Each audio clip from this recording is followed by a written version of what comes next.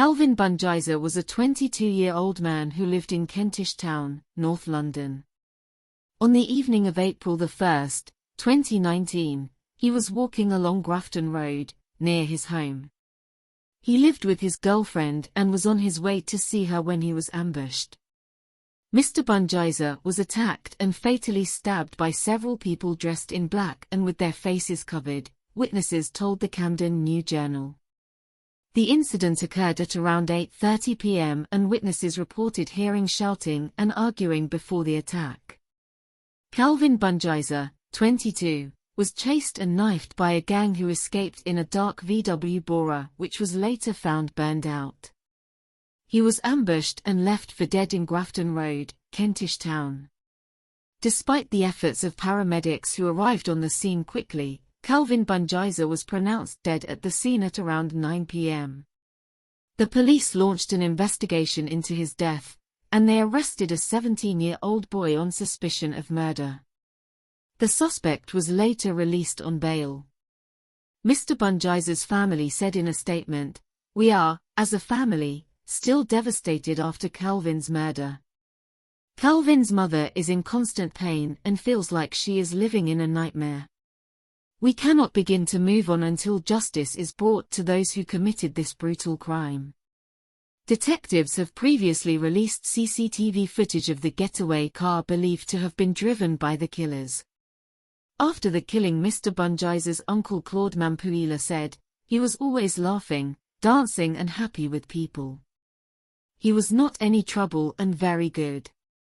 A 23-year-old man was arrested on the 1st of July 2019 and later released under investigation.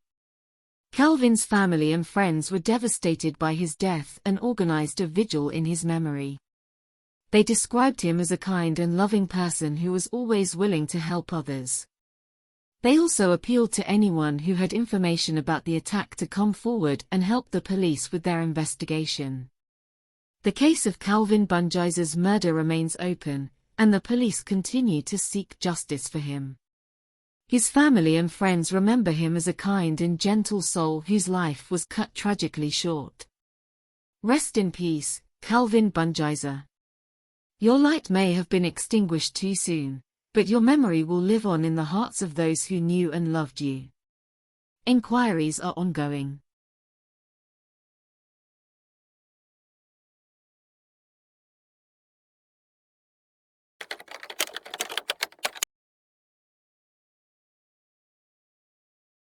Jonathan McPhillips, 28, staggered 200 yards along Islington's Upper Street before collapsing. The father had been stabbed to death on the busy High Street, protecting a friend from knife-wielding attackers. Paramedics performed first aid in the street before transferring him to hospital, where he died 3 days later with his family at his bedside. Witnesses said that Mr. McPhillips was knifed in an unprovoked attack as he shielded a teenage friend from a gang who ambushed them on a petrol station forecourt. Jonathan McPhillips was knifed through the chest near Islington Town Hall on February 25, 2017. Verbal and written witness testimonies told how a fight broke out after a group of masked males exposing knives, one of which looked like a butcher's chopper. The masked men entered Upper Street via Richmond Avenue and started a frenzied attack on the group of men. It is believed that Jonathan was fatally stabbed while attempting to act as a peacemaker in the brawl. Detective Sergeant Gurg Singh told the court, "The big thing about this is the attackers came in unison, they came prepared, they came orchestrated, and by stealth and surprise they attacked Jonathan and his friends." Mr. McPhillips' cousin Lainey Carr told The Standard, "Our family is in grief. He was a devoted dad, son, nephew, and cousin who died in the most horrible way. I just hope we can find the person who did this." He said, "He died protecting someone who was being attacked by a gang, which just sums up the person he was. He's definitely a hero in my eyes. He was the type of person that would lift anyone from a bad mood. One of the most honest and genuine people you will ever meet, and has 2 beautiful little girls who adored him." CCTV footage was released. It showed how an assailant ran up behind Jonathan and landed a glancing blow, which that force believes to be the fatal stabbing for Jonathan McPhillips. Kevin Fevriel, 38, who was working the door at a bar in Upper Street that night, he said, "I saw a guy half running, half jogging towards us, and then the male came up to my colleague and said, 'I've been done, I've been done.' My colleague said, 'What do you mean?' The male then opened up his jacket and I saw a blood stain on his chest area. Kevin ran into the bar to get the first aid kit, and when he got back Jonathan was collapsed, on the floor. He told the court Jonathan was hyperventilating and couldn't talk. He put gauze on the wound and maintained the pressure until the paramedics arrived. But despite being operated on, Jonathan died of brain injuries caused by a stab wound to his heart. He had been on life support at the Royal London Hospital for 2 days. The case against a man charged with fatally stabbing Jonathan, the father of 2, collapsed after the prosecution decided there was no longer a realistic prospect of conviction. Michael Dira, 22, from Hoxton, was charged with the murder of Jonathan McPhillips in February this year after being first arrested in March the previous year. He was due to stand trial at the Old Bailey on Monday, but the prosecution offered no evidence on all the charges and the case was concluded. The judge recorded a not guilty verdict. Michelle McPhillips, Jonathan's mother, who has become an anti-knife crime campaigner following her son's death, said her family were absolutely devastated that no one was behind bars for her son's stabbing. The sad ending to Jonathan's life is a stark reminder of the devastating impact that knife crime can have on individuals, families, and communities.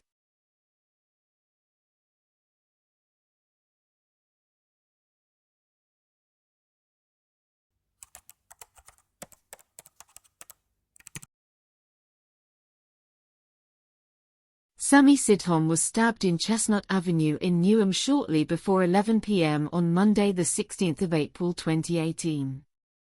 He had been walking home after watching a football match at the London Stadium. He had got a bus back with a friend but had got off at Romford Road, where he walked a distance of about half a mile to his house. CCTV footage showed a small silver or grey car approaching the end of Chestnut Avenue where Sammy was shortly after, which the same CCTV showed him running off back into Chestnut Avenue whilst being chased by 3 men who were followed by the same silver car. Sammy Sidhom was fatally stabbed.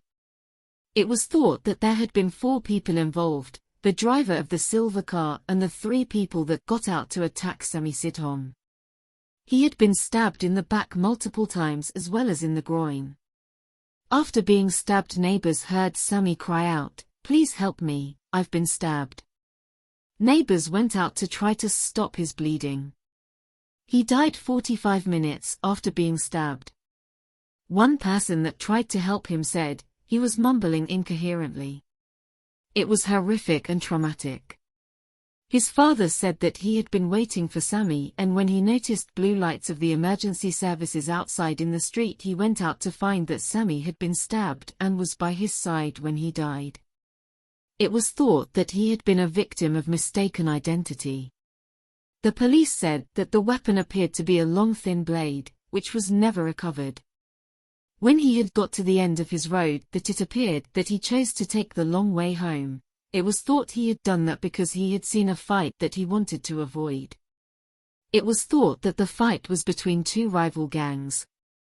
However, it was when Sammy got to the top of his road he ran into the small silver car, which then stopped and the people in it got out and chased him, where they then killed him. He had been stabbed about 10 meters from his home. His murder was reenacted on TV on the programme Crime Watch UK. On the BBC in a bid to develop new leads. Of the 10 people that were arrested, 2 were released with no further action, whilst the other 8, aged 15 to 22, were released under investigation. Sammy Sidhom had been studying law at Queen Mary University. He was an only child. He had been a keen West Ham supporter. While the loss of Sammy Sidhom was a tragedy, the impact he had on those around him will never be forgotten. His spirit lives on in the hearts of all who knew him, and his legacy continues to inspire others to make a difference in the world. The case remains open.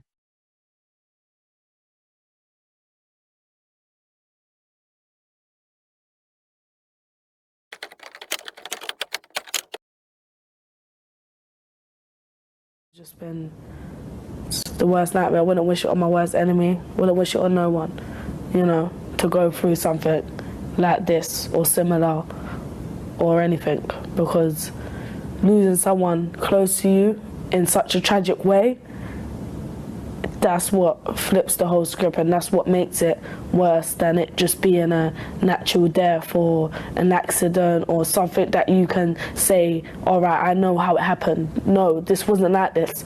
There's so much questions to be answered. Malachi Brooks was stabbed in Surrey Lane, Battersea in a targeted attack whilst he was on his way home in the early hours of Tuesday the 28th of March 2017. He was ambushed as he was returning home from a friend's house at about 1 a.m., near Prince George's Primary School in Battersea. 4 men wearing balaclavas, face coverings, and hooded tops pulled up in a Nissan Micra car, and 3 of the men got out and attacked him and then got back in the car and drove off. People that lived in Surrey Lane had heard Malachi screaming and called the emergency services. The emergency services spent an hour performing roadside surgery. However, he died at the scene at 1:55 a.m. His post-mortem stated that he had died from a stab wound to the heart. The police said, Mr. Brooks was stabbed to death. It was planned and calculated with all the hallmarks of gang crime. In CCTV footage the car was seen driving off, and after it was dumped.